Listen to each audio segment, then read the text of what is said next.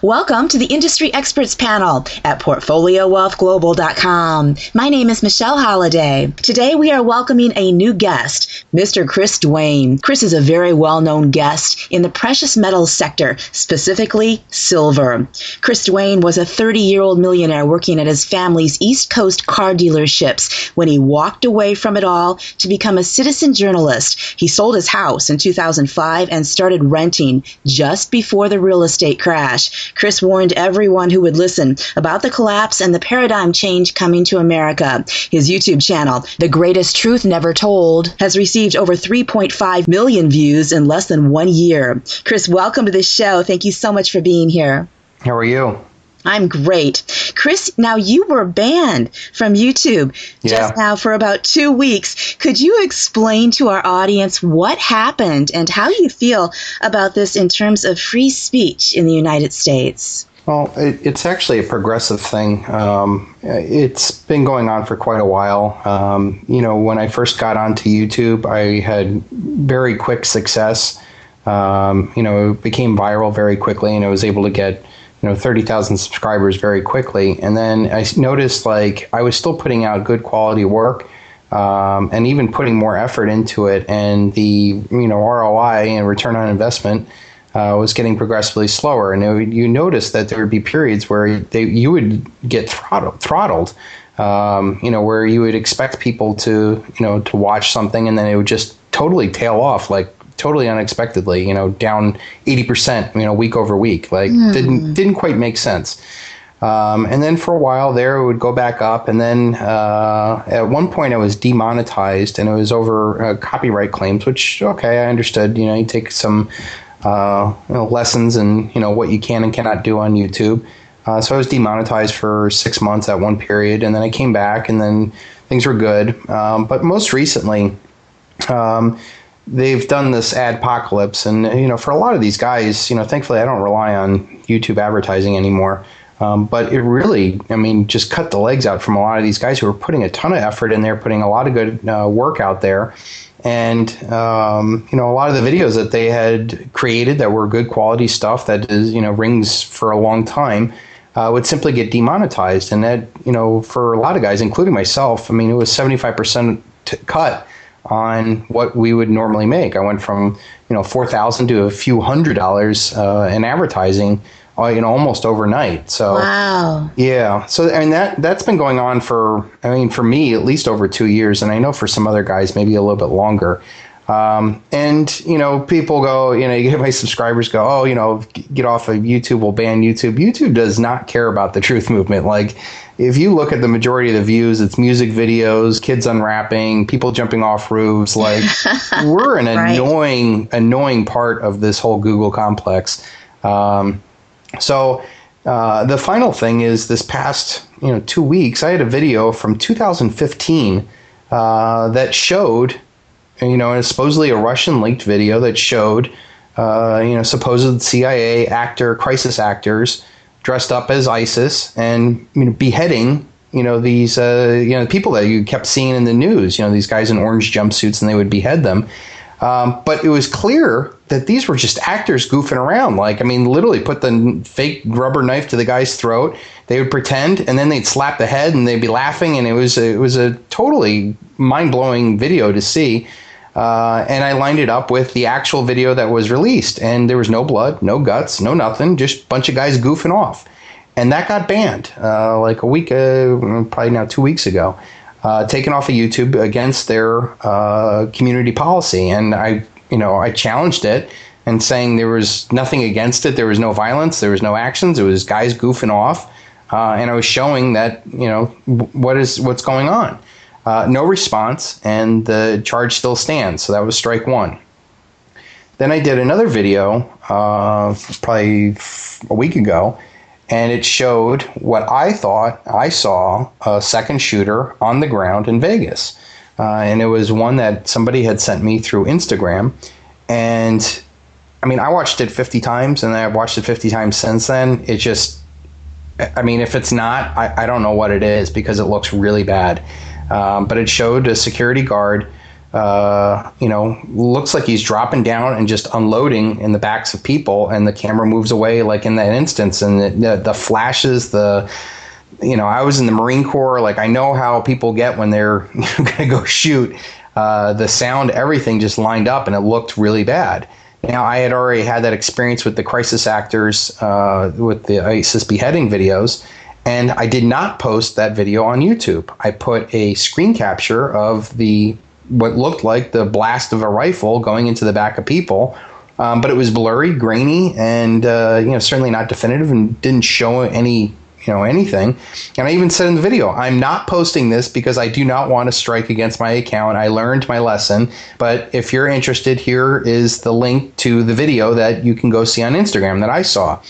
And that video got taken down.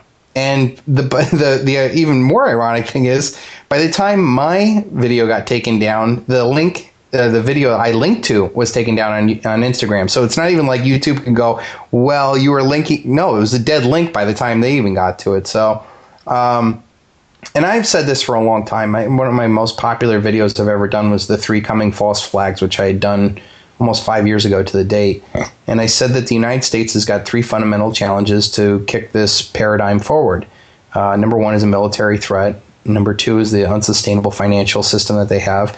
And then number 3 is basically the awakening, or the domestic uprising that they have to people opposing any future false flags, whether they be military or economic or whatnot. And I proposed back then, I said that they would, in order to continue this debt and death paradigm that that basically runs this world, this American hegemon, they would need to blame some external source for the financial collapse of the United States. They're never going to take responsibility for the now 4 or 5 generations of this generational debt-based Ponzi scheme that they've built and off and profited off of. They're going to blame it on some poor saps, and I said at the time it would be Iran. And they may bring China into it and Russia and whatnot to seek to have another global war, much in the same way that the America rose to power after World War II. So I said I could see them having a military false flag where they would blame Iran or maybe now Korea, who knows, for a military strike, which would obviously get the military industrial complex all fat and happy off of more war, create more debt. And maybe be the cover for a huge collapse in the financial system, which is just a completely unsustainable system that apparently is on meth now with all the asset valuations going up. Because, even The Economist is now saying literally everything is in a bubble. And then the final thing I said was that the domestic awareness of people, and I said you have to remind people that in 2001 there really was no YouTube, there was no any alternative media, and now it would be even more difficult for them to pull it off. And you're seeing that with the Vegas. It's very obvious they don't like people questioning the official narrative, and they're going to do and squeeze and push when and where they can. I'm surprised that I'm not permanently kicked off. If I get one more strike in the next 3 months, I lose my channel. I have 140,000 subscribers and I think 26 million views now. And all that would be gone in a switch, and I have no say over it. And I've said before, if they shut it off, I'll never go back there again. And I'll only go off and do other things bigger and better and stronger without being at the will of them. And, so that's where I stand now. Now, Chris, let's talk about silver. Mm-hmm. We've heard that you have recently said that silver is going up to $900 per ounce in very real terms, and that's in the cards. Can you please explain your reasoning behind this prediction? Yeah, and that's actually an old prediction. The more money that they print on a daily basis, the more outrageous these global, generational, debt-based illusions of wealth. And that's literally everything that is valued on a computer screen and not in your hands is an illusion of wealth. And that would account for all the stocks, the quadrillions of dollars worth of derivatives, credit default swaps, all that other stuff, bonds, junk bonds, corporate debt, government debt, all the currencies in the world, all the stocks in the world, all the real estate in the world, because it's all derived off of, nice 30-year 4% loans and has nothing to do with whatever a cash value or an economic value of a real estate is. And, even these cryptos, so like they have no income streams, they have no proprietary technology. They can be copied, they can be hard forked, they can be, whatever they are. They're just illusions of wealth. And my original assessment on what I think a fair value for silver today was $960. And, I don't remember the exact math, but my reasoning was that throughout all of history, and even 2/3 of the world today that lives off of $2 a day, a tenth of an ounce of silver has historically, and even for today, is been measured, a hard day's worth of labor has been measured in a tenth of an ounce of silver. We've seen that in the Bible. We've seen it in Sun Tzu's Art of War. We've seen it, in the Industrial Revolution in the United States. And even 2/3 of the world that lives off of $2 a day, their hard labor is literally measured by a tenth of an ounce of silver. And when you equate that into what an average McDonald's guy, works for, you take their minimum wage of, I don't know, $8 or $9. Somebody so they want $15 per hour. But I did it towards, minimum wage, maybe a little bit more, times 8 hours in an air-conditioned, serviced area restaurant, not even considering the real hard labor that, biblical workers used to had to go through, or Alexander the Great's army, risking their lives against barbarians for a tenth of an ounce of silver, or Sun Tzu's Art of War, where you could have a 100,000-man army for 1,000 ounces of silver per day. I mean, that's even less than a tenth of an ounce of silver. And even 2/3 of the world today, they really scrapes. And, one of the things I keep showing my kids is how hard it is outside of our world. And I showed them kids in Bangladesh picking through trash. I showed Chinese kids, picking coal, kids in Africa. It's a really rough life outside of our little bubble. And for those people, that hard labor is a tenth of an ounce of silver. And if you start to think about what that values out to in dollar terms, I worked it all the way up to essentially, 1/10 of an ounce of silver in the United States minimum wage, 1 day's worth of not even hard human labor. It's about $96. And, an ounce with 10 days of value of that was $960.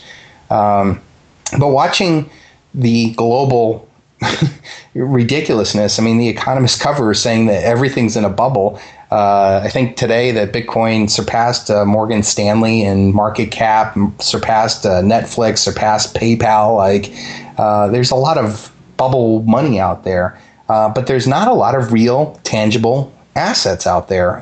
Gold's probably the one that people would think of, but that's still a $2.4 trillion market cap on all the gold in the world. And silver is what, $17 billion? It's like somebody could sneeze at in the crypto market. And yet silver is the most historic, most used as money throughout all of history. It's the second most versatile commodity in the world next to oil, which makes it probably one of the most needed commodities in the modern technological world.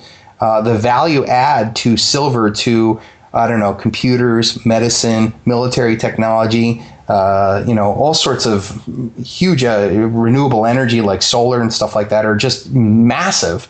And the market caps of those companies that are built up on the use of silver and cheap silver are massive. And yet silver, according to the USGS, is going to be, if we continue this pace, and that's the big disclaimer, if we continue to consume, literally we're eating up silver and destroying it in all these consumer goods, yoga pants with silver in it.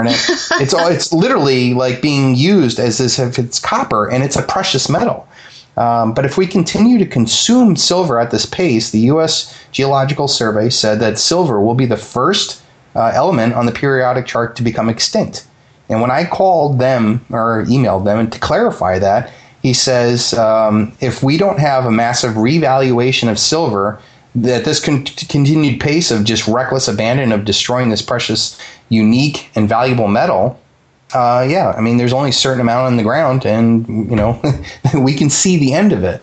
And he said that the only thing that will stop that is a massive revaluation, which would bring in more mining and better use of the silver. It will no longer be this disposable commodity that no one cares about because it's expensive.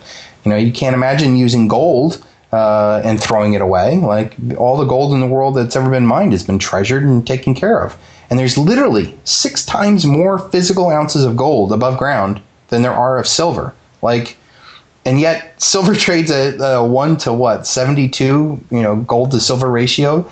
It's so far out of whack. The world is out of whack. These illusions of wealth are out of whack. And, silver is literally the only thing not in a bubble.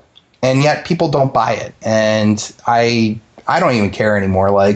If people can't see that you want to buy stuff that's undervalued and not chase bubbles, God help you. Because when things come down, it's literally going to be suicidal, because there's so many people sitting on all these illusions of wealth. And yet when they started bringing it into real terms, your wealth, I was wealthy at 30 years old. I had brokerage accounts with hundreds of thousands of dollars. I thought I was all, thought I had my shit together. And then I realized, it's just a computer screen. If I don't transfer that wealth into a house, a car, something that I can touch and feel and use, it literally is a future promise on wealth.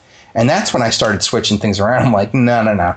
I'm not putting my wealth at risk inside this Ponzi scheme system that only benefits the bankers when times get bad. I'm taking my money out and I'm stacking, at that time it was gold and silver, and now it's just silver. Now, we know in your perspective that a reset to the system will occur. How do you believe that this reset will take place? Oh, God. I think the whole world's going to go Venezuela. At the end of the day, I think there's just going to be a crisis, and stocks and asset prices will probably collapse much in the same way that they did in 2008. And there's a saying that the generals always fight the next war like the last war. And so too, I think, will investors, governments, and central banks. And the smart thing to do in 2008 would have been, number one, not to be in a bubble economy and cash out, but to be in cash, to say, hey, like me, I'm going to sell my house at the top. I bought this house 5 years ago and it's doubled in value. And I got people literally throwing money at me. Please take my money. Let me pay twice as much for your house that you bought it for. And the smart thing would have been to do is to be in cash in 2008. I think in the exact same way, whenever the next financial crisis happens, number one, I think it's going to be planned. I don't think that the guys that own and control this paradigm will put anything at risk. Will probably be tied into some sort of military thing. And it will be very bad very soon, very quickly. When it happens, I don't know. I've been expecting this since 2012. But the difference is that 2008 was an institutional local crisis. And none of the bad debts, none of the asset classes, none of the people that ran the companies, nobody went to jail, no structural reform was changed. And all those bad debts, bad people and stuff basically got all sopped up and taken care of by the central banks. And they went out, and all the central banks in the world continued to print huge amounts of cash and flood the system, buy up all these crappy assets, keep them on their books. And lower interest rates. And that bought us 2008 till now. The next crisis now is at a global sovereign central bank level. It's not going to be, JP Morgan. It's not going to be this. It's going to be literally currencies. It's going to be central banks. It's going to be at the highest level of economic crisis. And this is where it becomes systemic. They thought it was systemic with long-term capital management, a single individual, brokerage house, with all these Nobel Prize-winning guys that almost broke the bank because they had trillions of dollars of leveraged bets, and Wall Street bailed out long-term capital management. They all got together except for Bear Stearns, which is my reasoning why they got swallowed up during the next crisis.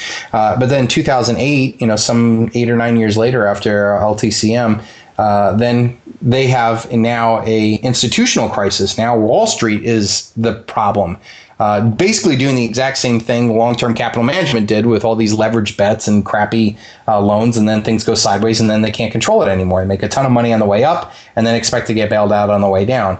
Who's going to do that for China, the United States, Japan, with all these huge debts. I mean, China's debt has, I think, gone up 4 times since 2008.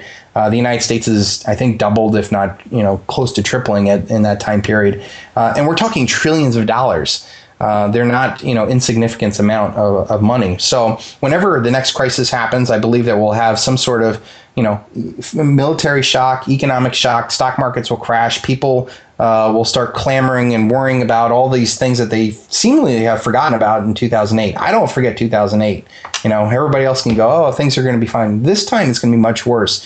And the bankers and the guys that own and control the system are just going to sit back and wait for the natural response. Please bail us out. Please give us more money. Please don't let our dream die. Just flood the system with more money. And that's like music to the bankers' ears. They're going to go, oh, yes, let's bring on more debt.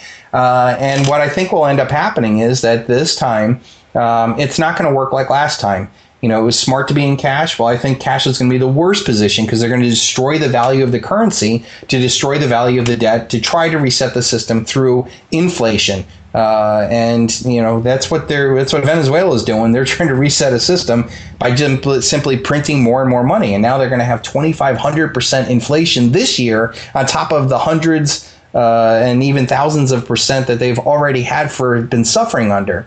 So I think at the end of the day, the world goes through a hyperinflation because hyperinflations benefit those that own debt, which the guys that own and control the system own all the world's debt. Keeps the system in place, makes it look like it's a mysterious event that somehow nobody knows where inflation come from, and they'll probably throw a couple political guys in the fray and say, hey, it was Trump's fault, it was North Korea's fault, it was Putin's fault. Meanwhile, the guys that own and control the system, the central bankers of the world, continue to do business as usual, and they'll probably roll out some global crypto mark of the beast type currency because that's what will be begged for after the dollars are worthless. The people will go, hey, bail us out, we need more money, let's spread some money around, let's pay up all these things, and then till people realize, like, oh my god, the dollar's worth nothing, I don't want this anymore. And then they'll come out with this ingenious plan and going, hey, we have a new global currency. It's it's cryptologically safe, and we can roll it out, and we'll tie it to universal basic income, and we'll say, hey, we'll just give all this money to new people, and basically try to restart another Ponzi scheme for the next couple generations. Meanwhile, I think for the average person, if you have any money at risk inside of any digital illusion of wealth, you're literally leaving yourself right underneath the guillotine, because once it drops, it's over. Like, who do you go sell anything to once a global panic happens? Which is why I'd rather be 10, 12 years too early to the silver party than be one day too late.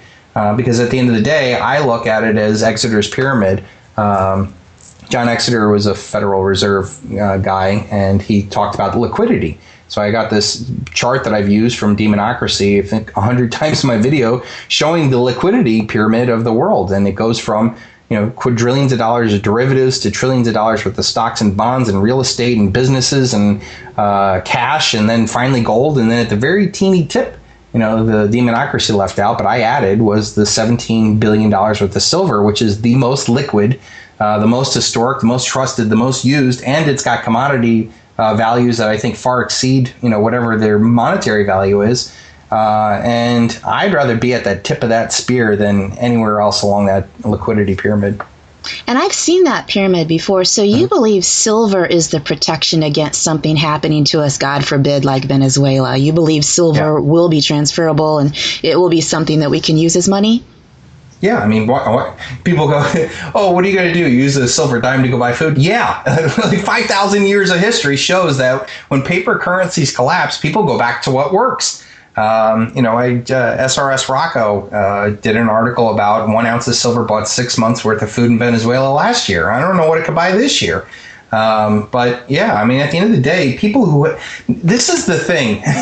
We are so screwed up in our head about what money is. Like, we're literally giving each other promissory notes, kind of winking and nodding at each other, saying, hey, we know that this little paper, this digit isn't worth anything, but give me your coffee, your food, your time, your labor, your this. Give me something real in return for these wink, wink IOU digital illusions. And we all play this game because we're all in on it, right? But at some point, it doesn't work because the amount of debt that is created, all money that is created is debt. And when debt is paid off, money is destroyed. We're so far removed from a value to value monetary transaction, meaning I give you value, this ounce of silver, the labor, the scarcity, the refining, the mining, the minting, all the labor that goes into this tiny little piece of rare metal is of the equivalent value of, I don't know, a haircut, a burger, this. And I'm exchanging my value, this little piece of silver, for your value. And that's completely lost on people. Like, they don't get that anymore. And it's sad and scary at the same time, especially when we're at this period of human history where it's no longer like, just the United States that's, it's got these bubbles, or Japan had this one bubble in the 90s and they still for, 25, 30 years still haven't come out of it. It's a global problem now. I mean, literally every asset class in every country all over the world is all suffering from these digital illusions of wealth. And the proportion of real wealth, including gold and silver, is at an all-time historic low. So I know from all my studies and everything else, you do not make money by chasing bubbles. You get slaughtered because chances are you're playing a game that you don't know. The best thing to be doing is to be in the thing that nobody wants, nobody cares about, and nobody sees, and sit there and wait. And that's what, to me, silver is. So you believe the only way to really clean up the debt cloud that's overshadowing the entire world is really going to be a collapse. Do you feel that many bankers are actually criminals and that they should be brought to trial over this? No, I think the majority of the people, the grand enablers are you and me. I mean, without us, they don't exist. Without our consumption, our careers, our paying our taxes, our using debit cards, of taking loans to go buy houses and cars, they wouldn't exist. We're ultimately the source of power and the ones that need to walk away from it. But as far as the complicity, I really don't think. I mean, I've talked to bankers. I wrote congressional testimony in Congress. I called Congress a gang of thieves. They might know that they're thieves. They get the racket. They know if they don't play the game, they don't get reelected. But I think the grand majority of the local bankers, like you probably go see when you go take your money out, they don't know. They have no clue what money is. They don't, they're just normal people trying to play along in a game that they think they get, and they don't. Do guys like Jamie Dimon know? Yeah, I'm pretty sure. Do guys at Goldman Sachs know? Yeah, I'm pretty sure. Ben Bernanke, Janet Yellen, yeah. Bank of International Settlements, yeah, those guys. But that's a very rare crowd, and even they would never admit it. Alan Greenspan's probably come the closest, but I think he sold his soul so far up the devil's ass that there's no redeeming him. So he knew the truth when he wrote Golden Economic Freedom, back in the 70s, 60s, and 70s, and the state's antagonism towards gold because it was a restriction on the amount of debt that they could do. But then sold his soul to become the world's largest and most powerful central banker, blowing up the world's largest and most powerful global generational debt-based Ponzi scheme. And he received all of his medals and honorariums and stuff like that, and sold his soul. And so, will there be trials? No, but I guarantee that when this does go down, there will be a lot of people who are going to feel a tremendous amount of unnecessary pain because they continue to play in a game that they didn't understand, one that's immoral, and one that they could have easily gotten out of. I mean, I don't care what asset you're sitting on right now, like, get out of it. Like, you should be buying silver, get out of something at the top and buy something that's low, especially when it's real, tangible, historic, eternal, vital, versatile, wealth. I mean, it's, to me, not buying silver today is a crime.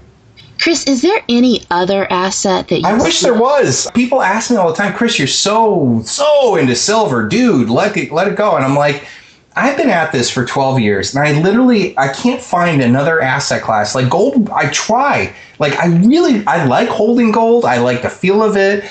It is rare. It's tangible. It's got all that other stuff. But, man, at the valuations, I own 1 ounce, and it's for display purposes, like to say, hey, this is what my gold coin looks like. But... at the end of the day, there's just nothing out there that's undervalued, unloved, cheap, has got so many uses. I mean, what else has got monetary use, industrial use? It's vital. I mean, I wish water was something more rare, it's of that nature of so important to humanity. It's equivalent to water and oil. Like, it's that much ingrained in our way of life, so taken for granted, so rare. Like, I really wish there was something else, and I can't, and I'm still waiting for it. Chris, this has been an amazing interview. How can our listeners reach out to you and follow you to stay up to date with your work? Well, that's going to be difficult. If I get shut off of YouTube, I'm never going to go back on there.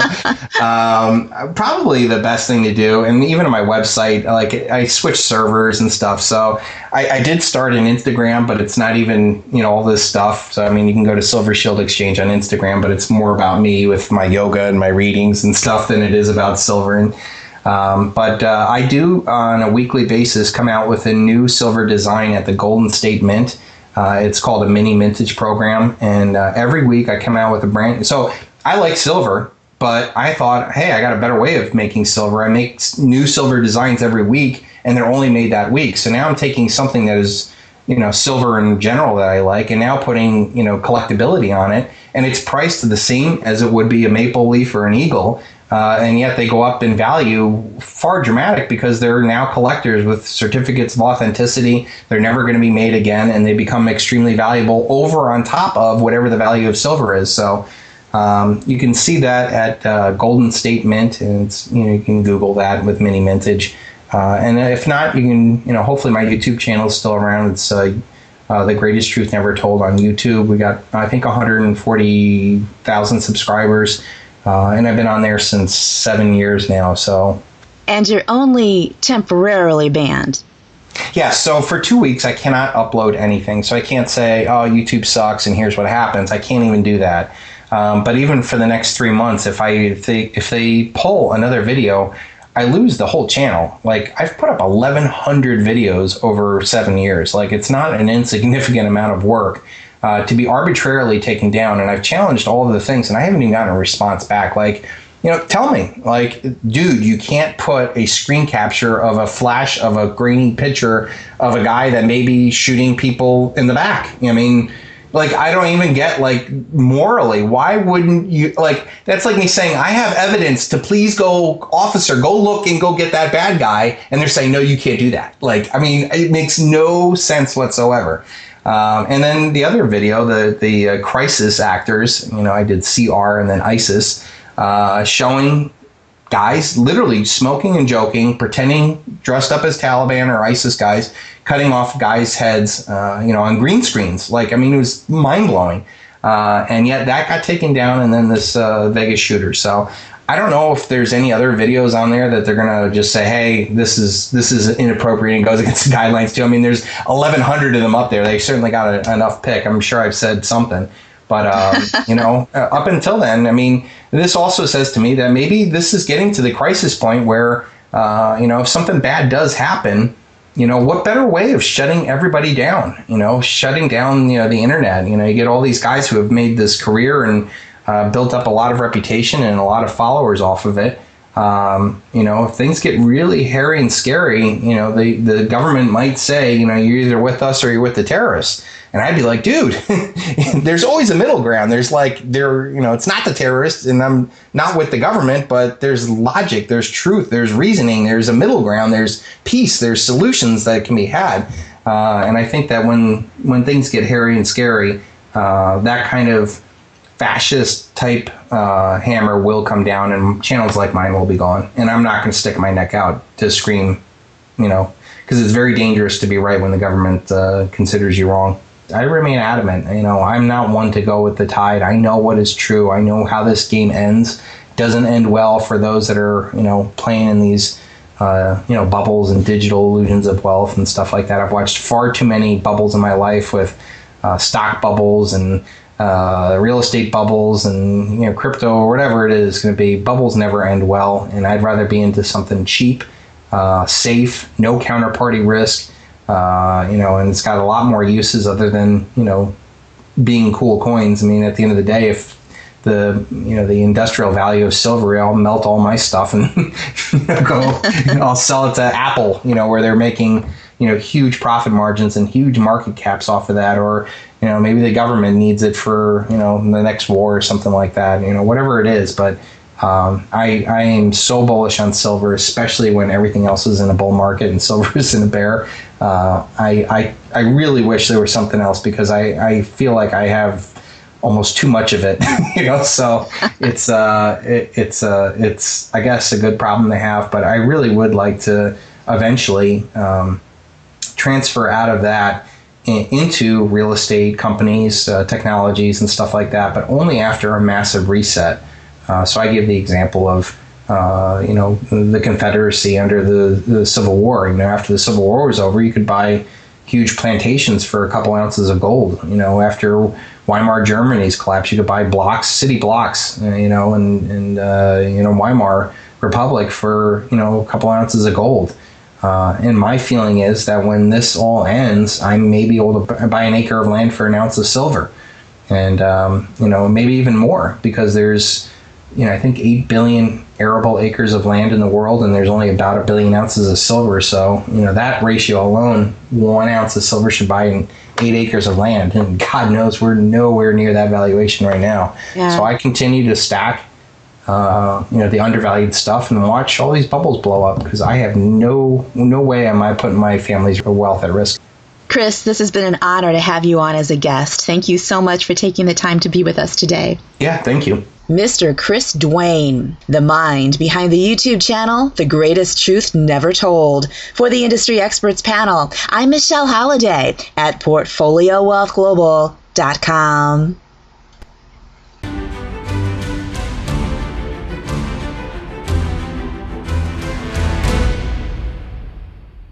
Portfolio Wealth Global is beginning to turn bullish on commodities. Right now, we are closely monitoring the price of oil and looking for a clear uptrend. In the past 40 years, the price of crude oil has been the leading indicator of where gold and silver prices are headed, and it looks like oil is becoming bullish again after 6 calm years. Gold is trading near $1,300, and many projects have all-in sustaining costs at $1,300, so higher gold prices are critical for junior mining stocks in order to advance their projects. Silver is trading around $17 per ounce, which has caused a global deficit in the past few years. Portfolio Wealth Global is now commencing upon a 2.5-month due diligence marathon to find the world's cheapest gold and silver companies. We will be publishing our results in early January 2018. Make sure that you are subscribed to our free newsletter. Thanks for tuning in. For the Industry Experts Panel, I'm Michelle Holliday at PortfolioWealthGlobal.com.